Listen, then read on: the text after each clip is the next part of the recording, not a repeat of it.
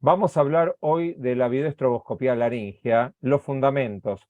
Como siempre, cuando uno empieza algo con un tema nuevo, lo primero es aprender lo normal, es ver lo normal, entender de qué se trata el estudio, de qué se trata todo lo que vemos, para después pasar en una segunda etapa a la parte de patología. Entonces, vamos a definir qué es la estroboscopía. La estroboscopía es un fenómeno físico. ¿Y qué es? Es una ilusión óptica que nos permite observar un movimiento rápido y regular como si estuviera quieto o a velocidad lenta.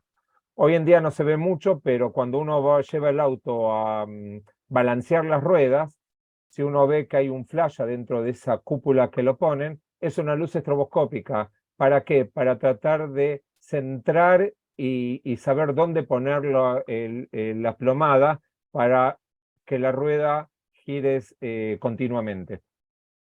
Un poquito de historia, rápido.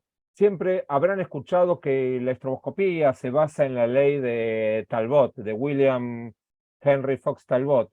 Y en realidad, él que era un óptico, lo que habla la ley es la relación entre el tiempo de exposición y el brillo.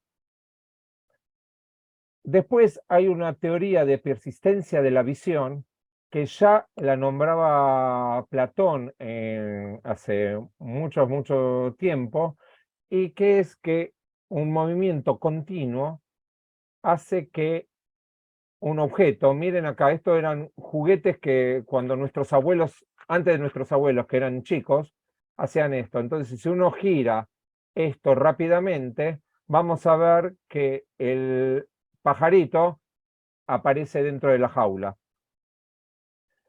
En el 25, en 1825, Roget descubrió que la percepción del movimiento se puede obtener a partir de un conjunto de imágenes. ¿Qué quiere decir esto? Este es el comienzo del cine. Entonces, estos eran todos juguetes en donde el movimiento continuo y una sucesiva, unas slides en forma sucesiva y a cierta velocidad, hacía que el ojo humano los perciba como que están en movimiento. Oertel, en 1895, aplicando todos estos conceptos del cine que empezaba a aparecer hace 128 años, un poquito más, inventó el primer estroboscopio. Esto que ven acá es el primer estroboscopio, que era una luz, pero como no podían hacerla continua, giraba un disco con agujeros en donde generaba ese efecto. Y hoy ya llegamos a estos equipos modernos en donde nos permiten variar la frecuencia y trabajar con una luz bien intensa. Entonces vamos a ver lo que vimos en la estroboscopía. ¿Qué es el efecto estroboscópico? El efecto estroboscópico es igual a la diferencia, presten atención, entre la frecuencia fundamental del movimiento real de las cuerdas vocales, o sea, el movimiento de las cuerdas vocales, y la frecuencia del estroboscopio. ¿Qué quiere decir? Que entre la frecuencia del pulsátil de la luz estroboscópica y el movimiento real de las cuerdas vocales hay una pequeña diferencia. Esa diferencia es la que nos permite ver el efecto estroboscópico, la que nos permite ver ese efecto óptico en donde vemos las cuerdas en un movimiento lento. Fíjense en esto, si graficamos una onda de sonido o de vibración de las cuerdas vocales, como una sinusoide, vamos a ver si está todo oscura y solamente iluminamos constantemente cuando la luz pasa por el pico de todas las ondas, vamos a ver que solamente nuestros ojos van a observar este pico solamente. Entonces lo podemos repetir rápido, pero si la frecuencia cae siempre en ese lugar, vamos a ver solamente eso estático. Si cambiamos la frecuencia y lo pasamos a otra parte de la onda sinusoidal, vamos a ver que solamente se ve esa. Ahora, ¿qué pasa si cada momento nosotros vamos variando lentamente la frecuencia? Entonces observamos esto. componemos una onda formada por pedazos de distintas ondas.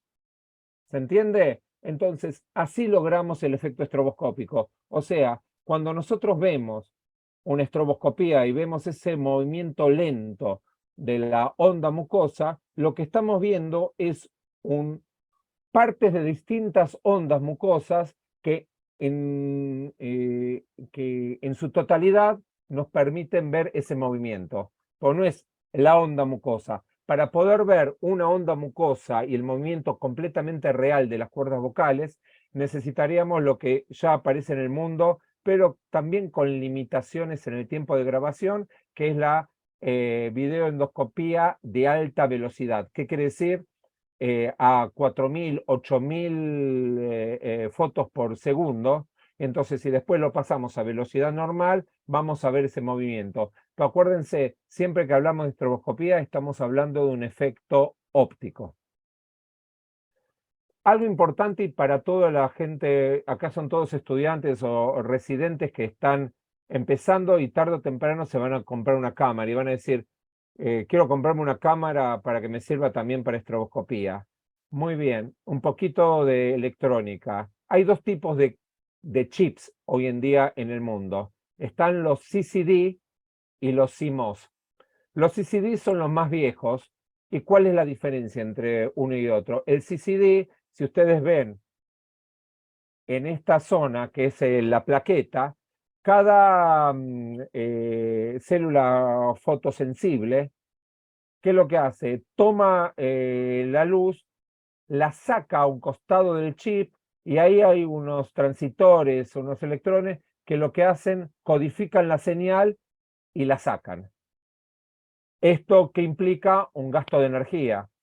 Entonces, eran las primeras cámaras en donde consumían mucha batería. ¿Qué pasó? Aparecieron los CMOS, que lo que hacen, tienen los mismos electrones, o sea, células fotosensibles, pero la codificación la hacen en el mismo lugar, con lo cual de cada uno ya sale la señal codificada, con lo cual ahorra mucha energía. Hoy en día, todas las cámaras de celulares, de cámaras de cámaras de fotos, de filmadoras, todos son chips CMOS. ¿Por qué? Porque al ahorrar energía, la batería dura más.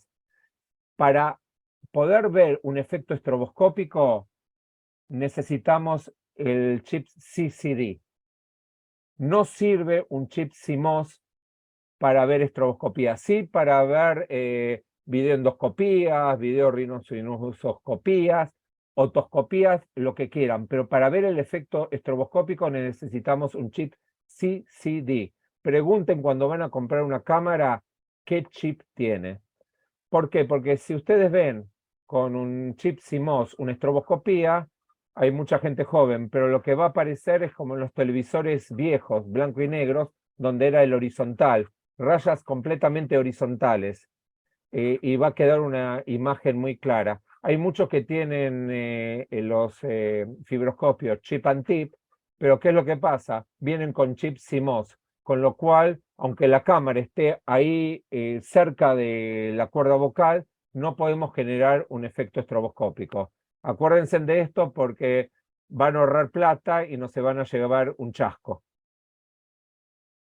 Muy bien, esto ya lo conocemos, seguramente en las clases anteriores le dieron la estructura de la cuerda vocal, pero acá sí quiero remarcar algo muy importante. Conocen el epitelio, la lámina propia formada por estas tres capas, el ligamento vocal y el músculo vocal.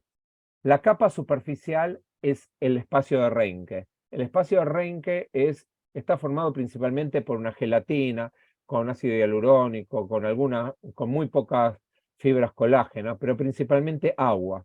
Cuando los laringólogos o cuando hinchamos tanto en decir hay que hidratarse mucho, es porque esta capa es principalmente la que va a actuar en la onda mucosa.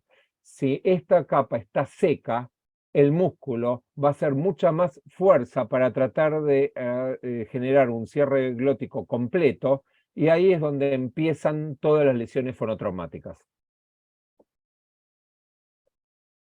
¿Qué es la fonación en definitiva? La fonación es un efecto físico, es la transformación de un tipo de energía, en este caso aérea, en energía sonora. Más, a veces cuando doy clases de anatomía, muestro unos videos del doctor Domingo Suji, que él lo que hace es en laringes humanas cadavéricas, le conecta un tubo de oxígeno en la tráquea, coloca sutura unos hilos a las cuerdas vocales, las tensa y hace pasar aire por la tráquea. Y lo que logra es sonido. ¿Por qué? Porque lo que está haciendo es transformar un tipo de energía en energía sonora. A eso se reduce la fonación. Es importante entender también, antes de pasar a la estroboscopía, es cómo se produce el ciclo vibratorio. Y tenemos dos fases, una fase de apertura y una fase de cierre. ¿Cómo es? Está cerrada la glotis, empieza a aumentar la presión subglótica. Llega un momento que la presión subglótica va venciendo a la resistencia de las cuerdas vocales. Aumenta, aumenta, aumenta, hasta que de repente se abren y se genera por diferencia de presión un flujo que va de la subglotis a la supraglotis. Y ahí pasa el aire. ¿Qué pasa? Una vez que ese flujo pasó mayoritariamente, empieza a aumentar la presión subglótica y entonces empieza a cerrar el borde inferior de la cuerda vocal, luego el borde libre y por último el borde superior. Y así es constantemente. En una emisión vocal normal tenemos el 50% de la fase apertura y el 50% de la fase cierre. En modo frito vamos a tener un gran porcentaje de fase cierre y poco porcentaje de fase de apertura. Y en el agudo o en el, ¿cómo se me fue la palabra? En el agudo, ahora se me En el va, falsete, Marce. en el falsete, ahí está, gracias Fabi, en el falsete vamos a tener un poco fase de cierre y mucha fase de apertura, que es el momento en donde los cuerdas vocales casi no se tocan. Esto hay que tenerlo en cuenta porque en cada uno de estos estadios, modal, frito o falsete, vamos a ver que las características de la onda mucosa varían. ¿Qué es el diagnóstico estroboscópico? Literalmente es una interpretación subjetiva que va a depender del conocimiento de la fisiología y sus variaciones con la edad, género y condición del examen. No es lo mismo hacerle una videoestroboscopía a un chico de 5, 6, 7 años, en donde todavía la cuerda vocal no está formada su tricapa, músculo, epitelio y la capa intermedia, lo mismo que con respecto a la edad. En una persona, en un adulto mayor, no va a ser lo mismo la imagen estroboscópica que en un adulto joven. Entonces, y aparte la condición del examen, si la persona está nerviosa, más tensa, todo eso son todos parámetros que tenemos que conocer. Por eso, para hacer un buen diagnóstico estroboscópico necesitamos conocer mucho de anatomía y de fisiología. Depende también de la experiencia anterior del examinador y de saber reconocer las diferentes lesiones. También depende de saber correlacionar las características del sonido emitido y las características de la vibración. Esto es algo fundamental.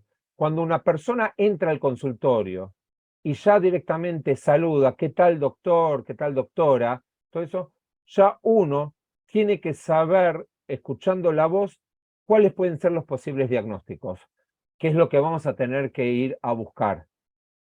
¿Cómo se aprende esto? Se aprende de una manera muy fácil. Cada vez que uno hace una fibroscopía, una estroboscopía o cualquier estudio de laringe y uno ve un pólipo, uno ve un quiste, uno ve un tumor o lo que sea, lo que tiene que hacer es prestar atención a la voz de la persona.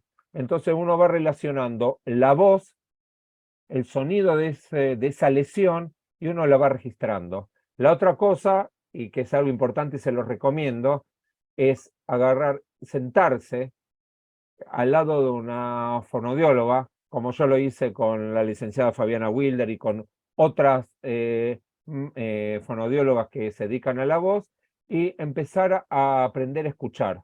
Porque a ellas, desde que empiezan la carrera, estudiando, les enseñan a escuchar. Y lamentablemente a nosotros no nos enseñan a oír voces. Entonces, cuando uno empieza a hacer todo este ejercicio, llega un momento que entra el paciente y uno dice, ah, este tiene una voz áspera, este, mira, se le corta la voz, esto puede ser un quiste, un pólipo, un reflujo, lo que sea.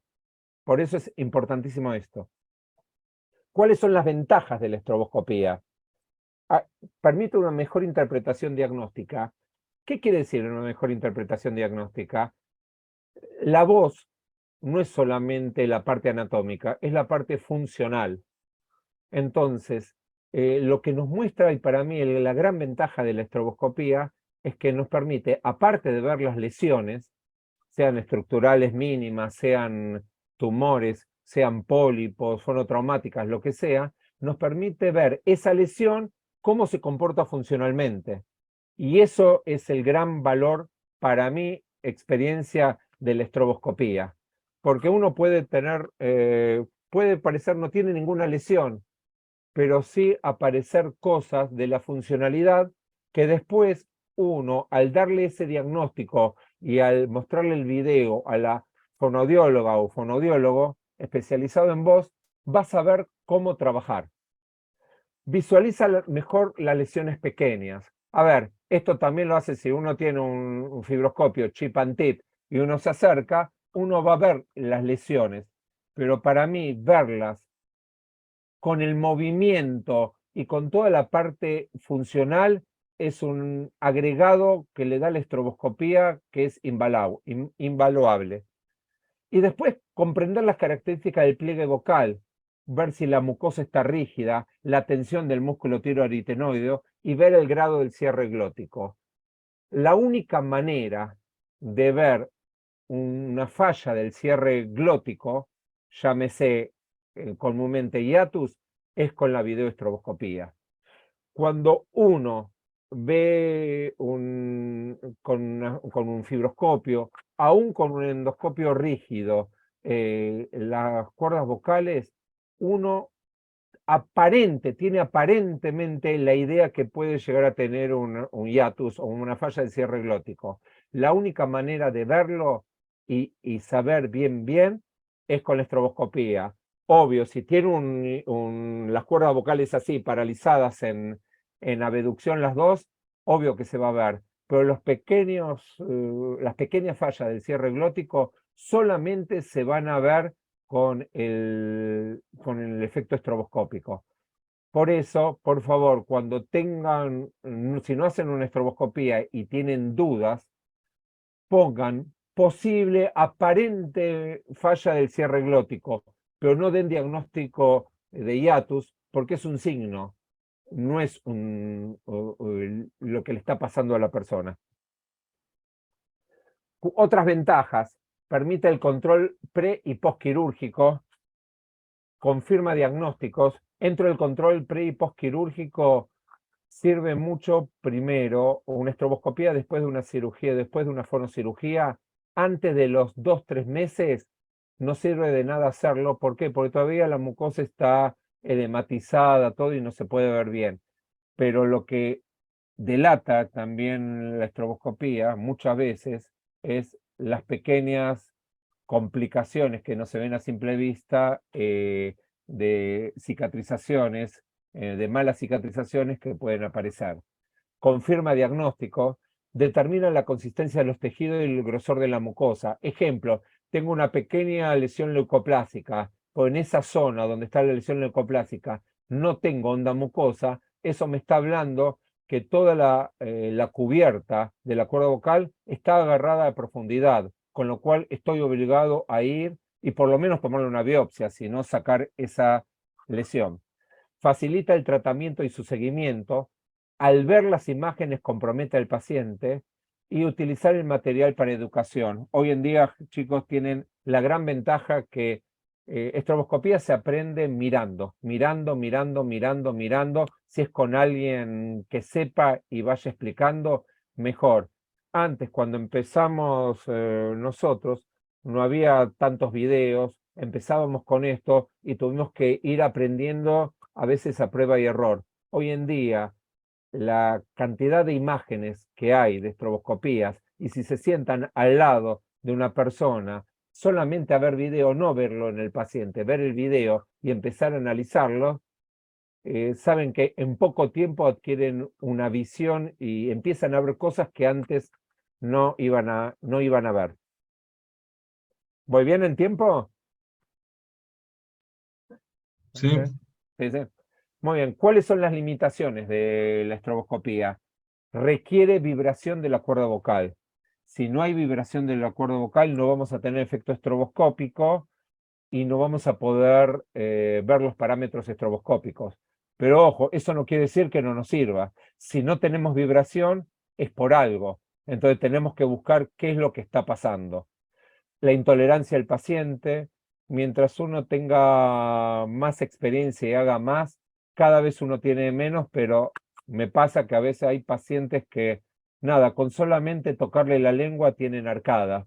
Eso es una de las grandes desventajas de la estroboscopía. Altera también la biomecánica de la laringe y como dice, su observación es solo de las cuerdas vocales. No sirve para ver cómo canta la persona, cómo habla. Sirve solamente para ver qué está pasando en las cuerdas vocales.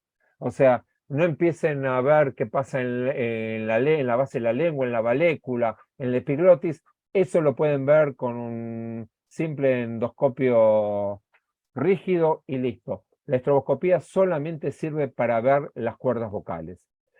No sirve para analizar el habla o el canto, y acá está, requiere de gran conocimiento y experiencia. Mientras más estudios vean, ya no es más estudios hagan, más estudios vean, cada vez van a ver más cosas. Y como siempre digo, el diagnóstico estroboscópico es un diagnóstico en conjunto.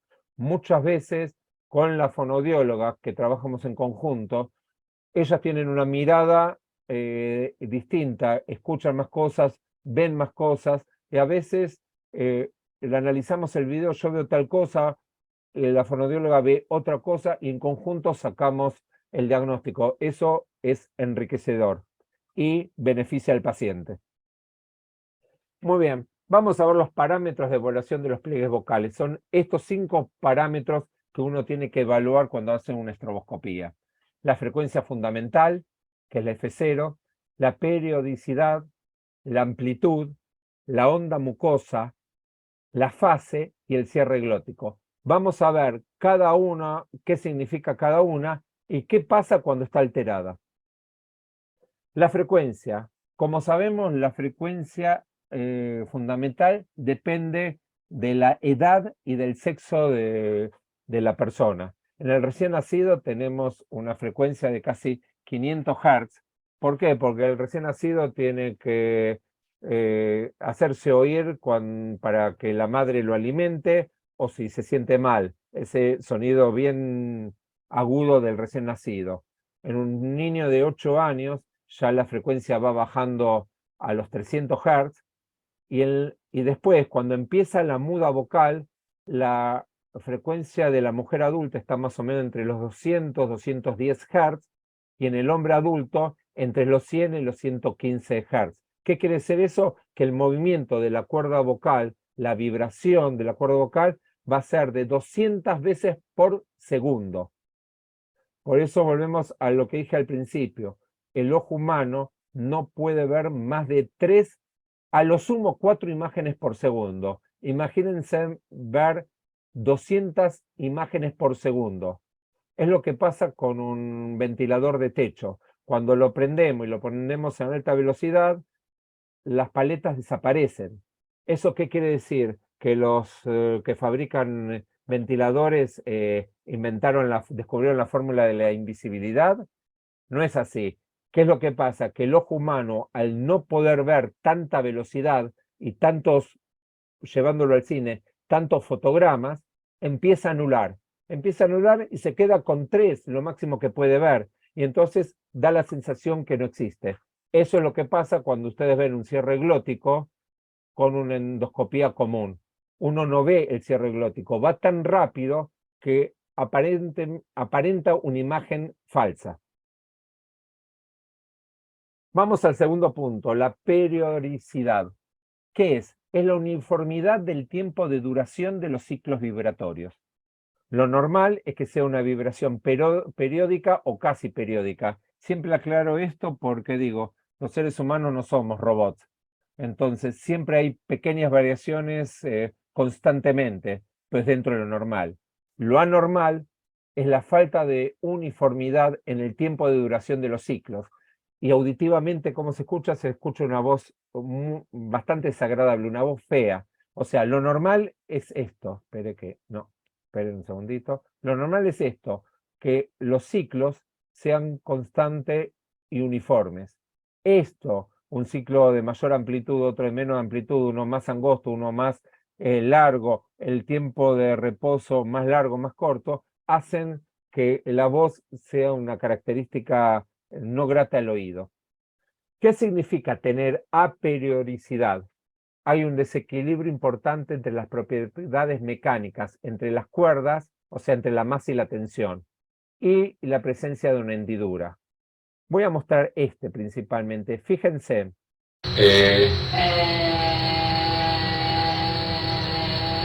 De la onda. Y vean que por momento aparecen como saltos en la cosa. En vez de ser una onda periódica y continua, empiezan a aparecer saltos. Lo muestro de vuelta, miren. Empieza la onda. ¿Ven ahí que aparecen como saltos? Ahí me está marcando la aperiodicidad. En definitiva, fisiológicamente, ¿qué está pasando? Algo está haciendo mal entre la presión entre el equilibrio que tiene que generar la presión del aire y la fuerza de la musculatura. Ese es un equilibrio, hay que mantenerlo. En algunos momentos desaparece.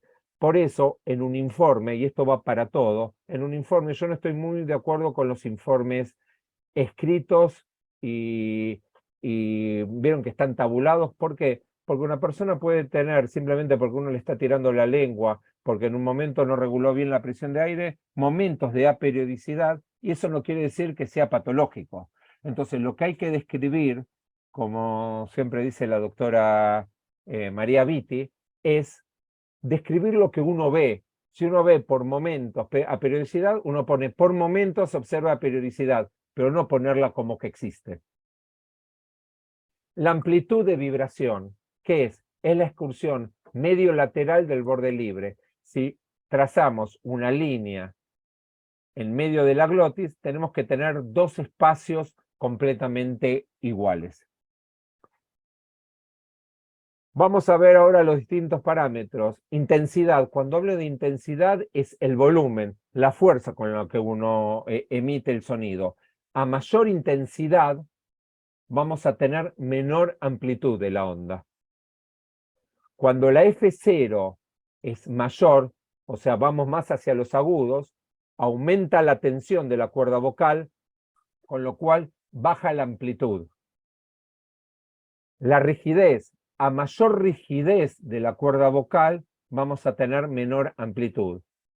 Entonces, ustedes, volvemos a lo mismo. Fíjense en el término de un estudio. En un estudio vamos a tener que por momentos, cuando le vamos a hacer un falsete, y vamos a tener una amplitud disminuida.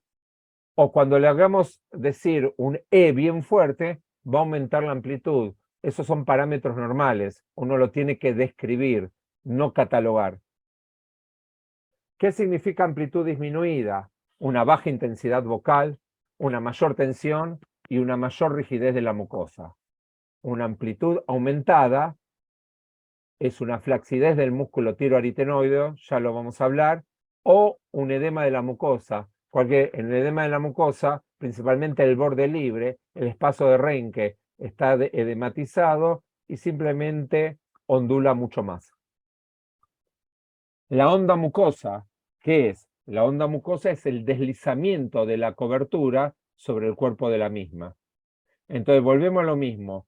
según el grado de rigidez de la mucosa, esas mucosas, digamos, queratóxicas, engrosadas, a mayor rigidez vamos a tener menor onda. A mayor estiramiento, o sea, mayor tensión de la mucosa, vamos a tener menos onda. Y a menor tono muscular vamos a tener menor onda. Y acá es la famosa teoría de cuerpo mucosa de Hirano. ¿Y qué quiere decir esto? Imagínense esto, siempre digo, ¿a quién se lo escuché? Al doctor Domingo Suji, que él decía, imagínense que van de picnic y van a estirar el mantel, pero donde fueron a estirarlo hay pasto muy elevado, alto. Entonces ustedes cuando van a estirar el mantel, van a ver que se le va para cualquier lado. ¿Por qué? Porque la superficie donde lo van a estirar no es rígida. En cambio, si ese mismo mantel lo estiran sobre pasto cortito o sobre una mesa, van a ver que la onda es una onda continua y simétrica, y siempre la misma onda, no desordenada. Esto es lo que pasa también en las cuerdas vocales. Cuando después, de ejemplo, una cirugía de tiroides, una cirugía de cuello, uno corta el recurrente, en ese momento, si uno le hace una estroboscopía a la laringe, a esa persona, vamos a ver qué pasó con el músculo. El músculo está completamente flácido, el tiroaritenoide está completamente debilitado, completamente relajado, con lo cual, aparte del que no se mueve la cuerda vocal, vamos a tener que no existe onda mucosa. Pero ¿qué pasa? Siempre hay una reinervación. Con el tiempo, con la reinervación y puede ser sola y más acelerada con tratamiento foniátrico, vamos a ver que el músculo empieza a tener rigidez, no para moverse, pero sí para darle un sustento a la cobertura y empezamos a tener de vuelta onda mucosa. O sea, la pregunta es, en una parálisis recurrencial, ¿podemos tener una onda mucosa normal? Sí, eso nos va a hablar de que la parálisis no es inmediata, sino que es más alejada.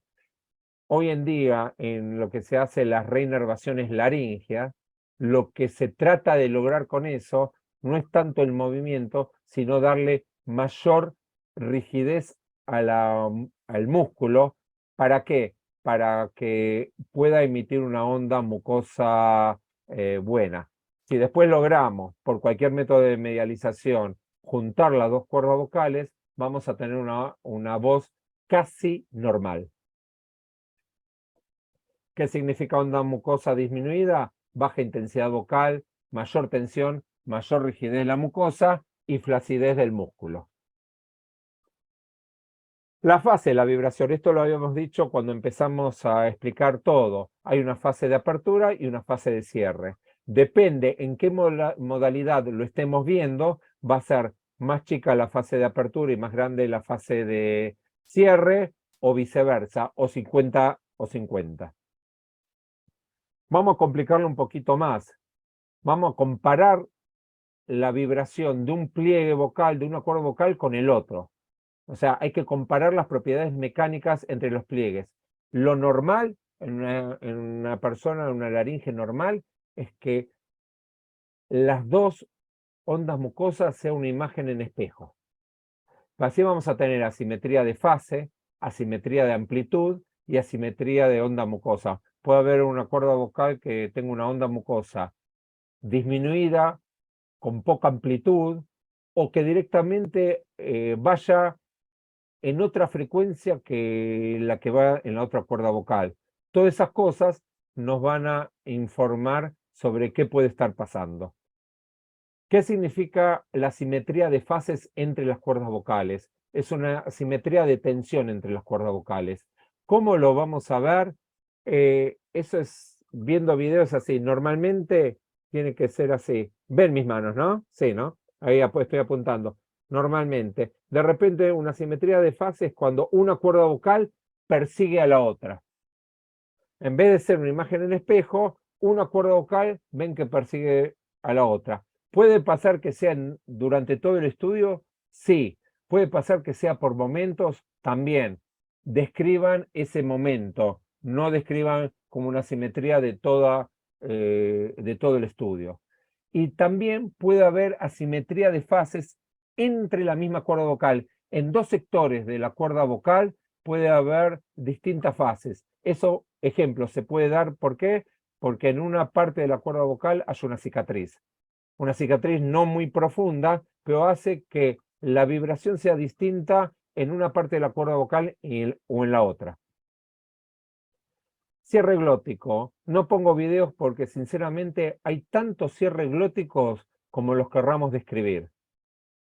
Posterior, acuérdense que en una mujer el cierre glótico posterior, la falta del cierre glótico posterior, dentro de ciertos parámetros es normal porque el cartílago tiroides tiene una apertura de 120 grados. Entonces, muchas veces no junta. En un hombre ya sería patológico.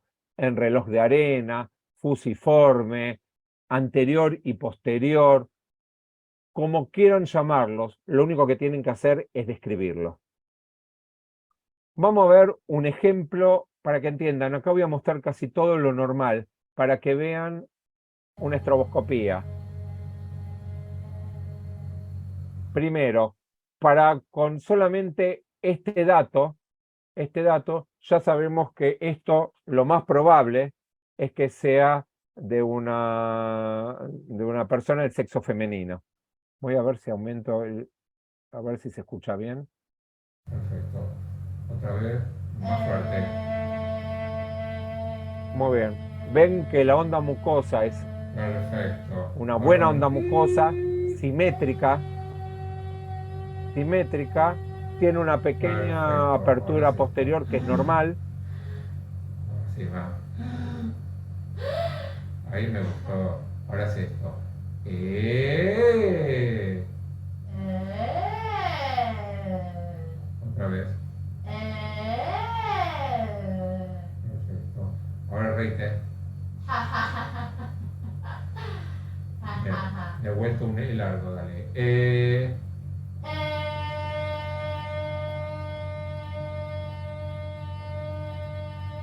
Claro. Muy bien. Como ven, un estudio estroboscópico no es decir E y listo, un ciclo vibratorio y nada más. Hay que tener la paciencia, sentarse, explicarle, condicionar al paciente y agarrar, hacerle distintas maniobras o pedirle distintas cosas, que diga un un I, hacerle hacer un glissando, eso de ir del grave al agudo, para ver cómo es el pasaje entre la función del tiro aritenoideo cuando deja de funcionar y empieza a actuar el cricotiroideo, que es el tensor de las cuerdas vocales. Hacerle decir sonidos en distintas intensidades, no solamente así, suavecito, hacérselo decir fuerte, suavecito, en volumen mediano, hacerlo que se ría, hacer que inspire una inspiratoria o un inspiratorio para ver esa excursión de la mucosa, a ver si la mucosa está eh, adherida, a ver si tiene un surco que uno no lo ve a simple vista, pero cuando uno hace estirar la mucosa, se nota. O sea, un estudio estroboscópico que dure 10 segundos no sirve de nada.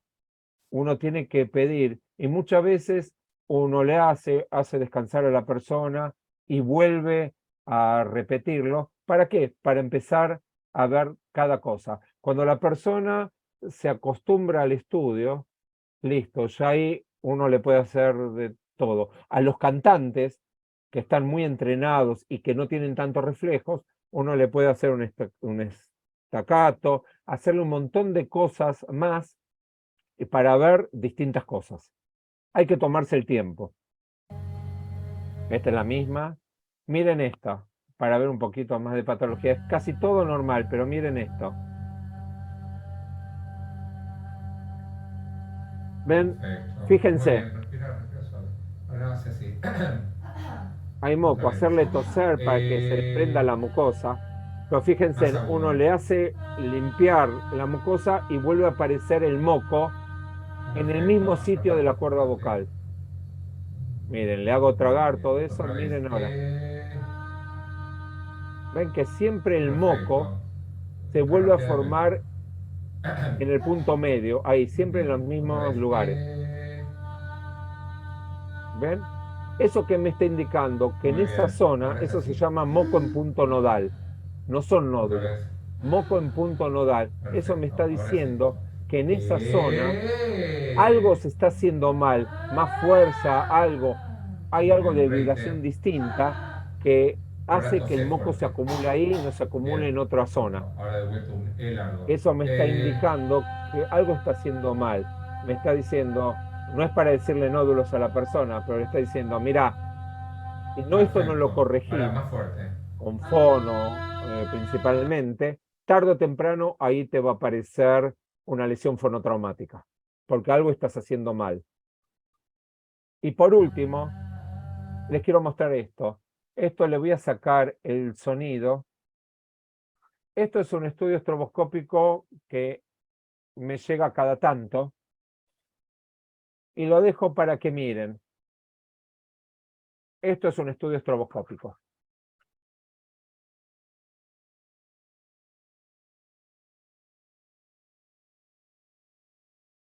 ¿Ven? Uno no puede ver si hay una onda mucosa, si hay una simetría, nada. Lo único que puede ver ahí es que hay un microweb, nada más.